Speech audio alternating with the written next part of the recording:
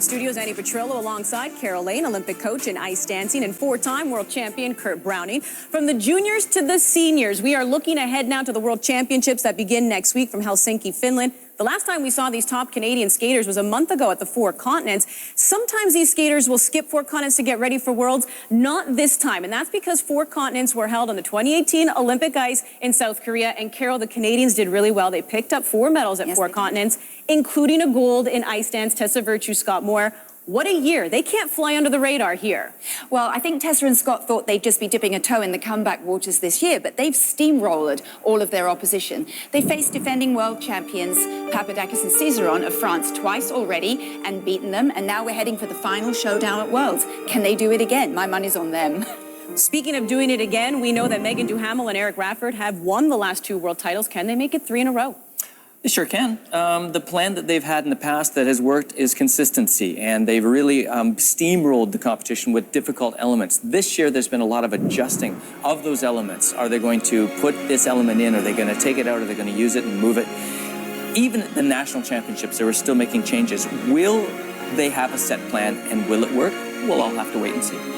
The women's competition is always interesting because you never really know who's going to win. It just shows how deep the competition is. But the 2 Canadian women competing here, what are their chances? Well, I'd take a good bet on Caitlin Osmond if I was a betting girl. She's got everything. She's got the presentation, she's got the focus, she's got the power, the speed, the jumps are there. I think if she can skate clean in the short and set herself up well, that will be the key to maybe even being on the podium.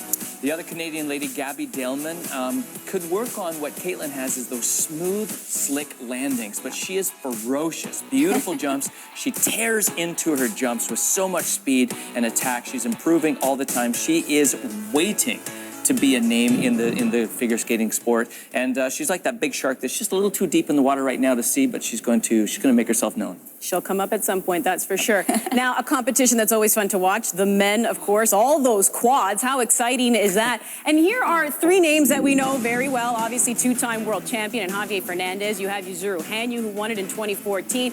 Patrick Chan, a 3-time world champion. Those 3 always going at it. But then how about the American Nathan Chen? So he won on the Olympic ice. He's also the 2017 U.S. national champ. So this makes for a very interesting men's competition. Oh, I think it's going to be super exciting. Any of them could win, really. I mean, for me, Yuzuru Hanyu, he's got everything, but he's got to skate 2 clean programs. He hasn't done that since 2015 in the Grand Prix final, where he set world records that still stand. So that's the thing. Can he be consistent at Worlds? But he's a tough guy. He's got that quad loop that he's thrown in just because of people like Boyang Jing from China, who I thought was going to be in the top. Absolutely. But it's actually Nathan Chen who has jumped right over Boyang to get there. And everybody loves Javier. And, of course, Patrick with the quad sow, right on. So let's do it. Let's go. All right, you got me very excited. Cannot wait for the World Championships. We have you covered, and the coverage begins on March 29th, 8 p.m. local time. We're on every night on prime time. Also weekend coverage, and we wrap it all up on April 2nd with the gala. And we also have you covered on multiple platforms as well. In fact, on Instagram, you can warm up for Worlds with Megan Duhamel. She'll be taking over the CBC Olympic Instagram.